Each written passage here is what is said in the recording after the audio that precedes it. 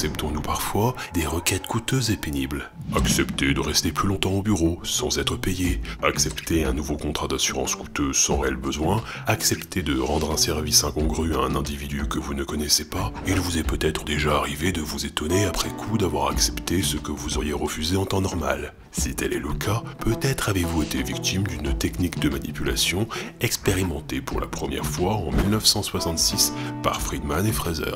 Expérience numéro 1, accepteriez-vous que l'on fouille dans vos placards?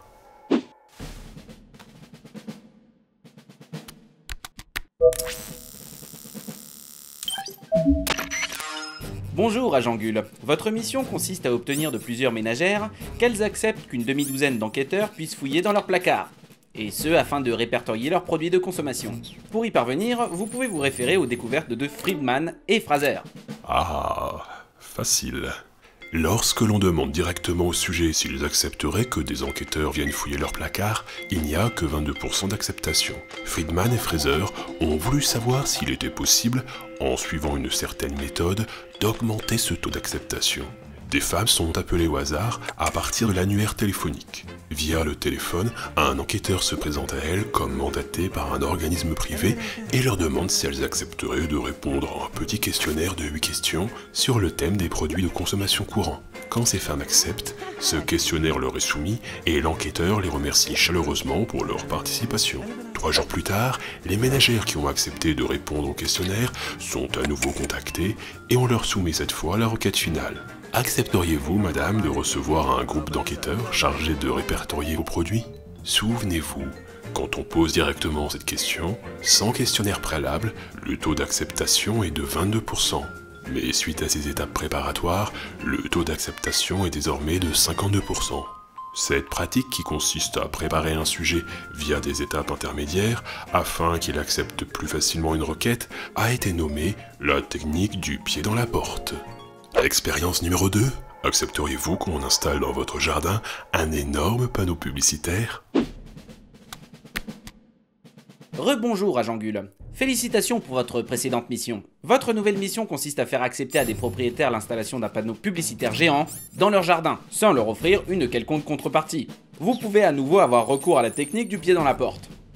Friedman et Fraser ont multiplié les expériences du pied dans la porte, dont celle-ci bien connue, faire accepter à un particulier l'installation d'un panneau de 16 mètres carrés dans son jardin.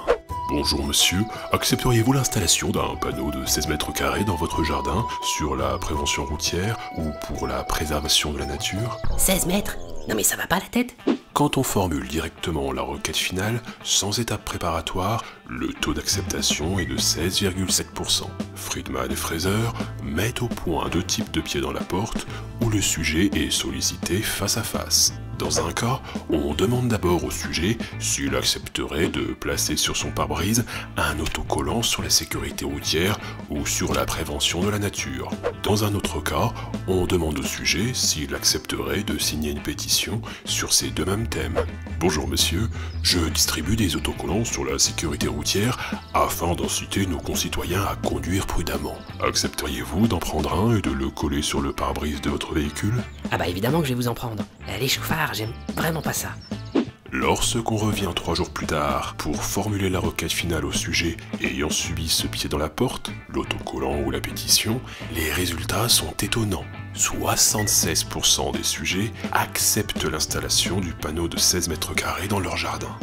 Bonjour monsieur, accepteriez-vous l'installation d'un panneau de 16 mètres carrés dans votre jardin sur la prévention routière? Ah mais oui, la sécurité routière c'est important, j'y tiens beaucoup, j'ai même un autocollant sur ma voiture. Ouais, je suis le genre de personne sensible à la sécurité routière. D'accord, vous pouvez installer votre panneau dans mon jardin, je suis quelqu'un d'engagé. Encore une fois, la technique du pied dans la porte a fait effet.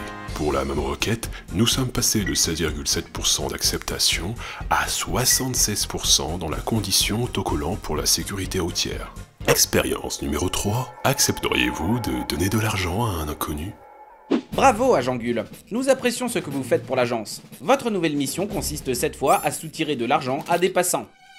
Plusieurs expériences du pied dans la porte ont été menées et une question a été posée. Pouvait-on soutirer plus facilement de l'argent avec une telle technique? Guéguin et Fischer-Locou ont voulu répondre à cette question en testant 3600 personnes dans la rue.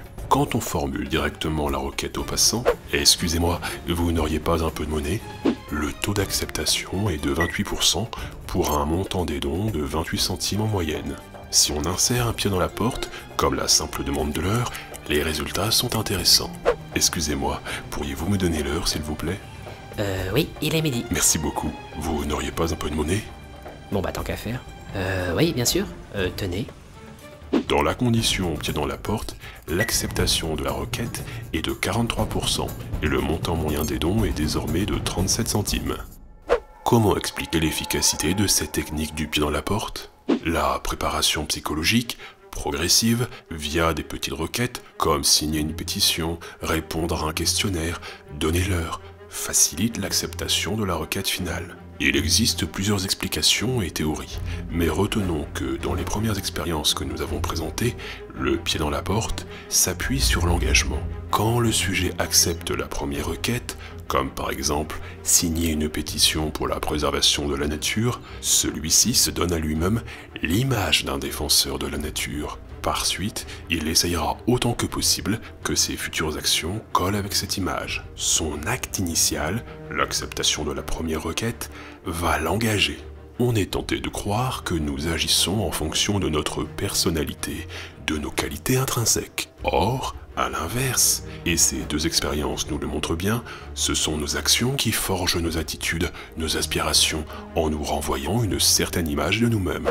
Ah, mais oui, la sécurité routière c'est important. J'y tiens beaucoup. J'ai même un autocollant sur ma voiture. Ouais, je suis le genre de personne sensible à la sécurité routière. Ce n'est pas ce que nous sommes qui détermine nos actes, ce sont nos actes qui déterminent ce que nous croyons que nous sommes. Nos actions nous renvoient une certaine image de nous-mêmes et nous engagent. Quant à la dernière expérience que nous avons vue, le succès du pied dans la porte s'expliquerait tout autrement. Il n'y a aucun rapport entre la première requête qui consiste à donner l'heure et la seconde qui consiste à donner de l'argent.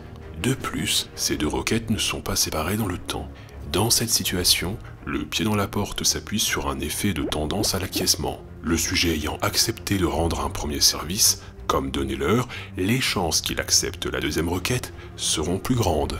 Bon bah tant qu'à faire. Oui, bien sûr. Tenez. Concrètement, cette technique du pied dans la porte est utilisée dans divers domaines. Dans le quotidien, on peut la rencontrer dans la vente ou le démarchage. This is called the foot in the door strategy, which is you just trying to get a small commitment. Eventually, you want the bigger commitment, and it's a great strategy. And if you can use it, you should if you want to increase your average order size. Au téléphone, il vous est peut-être déjà arrivé qu'on vous propose gratuitement et sans engagement l'envoi d'un formulaire ou un catalogue de présentation de diverses offres commerciales. Là encore, c'est un pied dans la porte. Et contrairement à ce que votre interlocuteur vous martèle au téléphone en vous disant « c'est sans engagement », l'acceptation d'une première requête est toujours une forme d'engagement. Autre exemple, dans le monde du travail, certains responsables manipulateurs, parfois formés à l'être durant leurs études ou autres formations, usent de cette technique du pied dans la porte pour amener un employé à faire du surtravail et pour plus d'efficacité, la couplant avec une technique d'étiquetage positif usant du biais de désirabilité, c'est-à-dire des flatteries qui répondent à un besoin de plaire, à un besoin d'être reconnu. Technicien, vous pourriez me donner l'heure? Ouais, il est 19h. Ah bah ça c'est cool, j'ai terminé ma journée. Bravo, vous avez très bien travaillé. Avant de partir, vous pourriez juste me ressortir le budget du dernier semestre? Oui, voilà. Merci, vous êtes serviable. Vous pourriez faire suivre ça à la direction? Ouais, bien sûr, pas de problème. Oh, et il faudrait aussi leur envoyer les prévisions du semestre prochain. Si vous pouviez d'ailleurs revérifier les derniers calculs et faire un petit bilan, ce serait parfait. D'accord, je fais ça. Cet homme vient d'accepter avec enthousiasme de travailler 1 heure supplémentaire. Analysons ensemble la scène. Technicien, vous pourriez me donner l'heure? Première requête du pied dans la porte. Question simple à laquelle notre technicien va répondre. Ouais, il est 19h. Ah bah ça c'est cool, j'ai terminé ma journée. Bravo, vous avez très bien travaillé. Premier étiquetage. Le responsable renvoie au technicien l'image d'un salarié sérieux. Notre manipulateur peut désormais formuler sa nouvelle requête. Avant de partir, vous pourriez juste me ressortir le budget du dernier semestre? Remarquez la tournure de la phrase. Tout est fait pour donner l'impression que cette requête est peu coûteuse. avant de partir, ce qui donne l'impression que c'est une tâche rapide, et vous pourriez juste, qui minimise le coût de la requête. Le technicien, après ce pied dans la porte, cet étiquetage de salarié sérieux et cette formulation, aura du mal à refuser. Oui, voilà. Merci, vous êtes serviable. Nouvel étiquetage avant une nouvelle requête? Vous pourriez faire suivre ça à la direction? Ouais, bien sûr, pas de problème. Notre technicien est pris dans un engrenage. Il ne peut pas refuser ce qui lui semble peu coûteux par rapport à ce qu'il a déjà accepté. Oh, et il faudrait aussi leur envoyer les prévisions du semestre prochain. Si vous pouviez d'ailleurs revérifier les derniers calculs et faire un petit bilan, ce serait parfait. D'accord, je fais ça. Notre technicien s'est complètement engagé dans son rôle de salarié sérieux et serviable. Ce serait parfait a aussi pour effet de rappeler les précédentes étiquettes. Refuser cette dernière requête, ce serait rendre imparfait l'ensemble de son travail. Pied dans la porte, saupoudré d'étiquetage positif, est un cocktail redoutable dont vous avez peut-être déjà fait les frais sans vous en rendre compte. Comment faire pour résister à de telles techniques ? Il faut apprendre à les contrer dans le quotidien, car ce sont malheureusement des techniques qui se sont généralisées. Méfiez-vous des démarcheurs qui sont formés à ce type de manipulation. Face à eux, il suffit simplement de refuser la première requête. Cependant, bien souvent, on ne s'aperçoit pas du pied dans la porte dès la première requête. Quand une personne ou un organisme vous demande quelque chose, inspectez indépendamment chaque requête comme si c'était la première, et n'ayez pas peur d'en refuser certaines, même si cela peut paraître lunatique de votre part. Posez des questions à votre interlocuteur pour vous laisser le temps de réfléchir et de ralentir la discussion. Reformulez ce qui est dit, demandez des précisions, revenez sur des mots.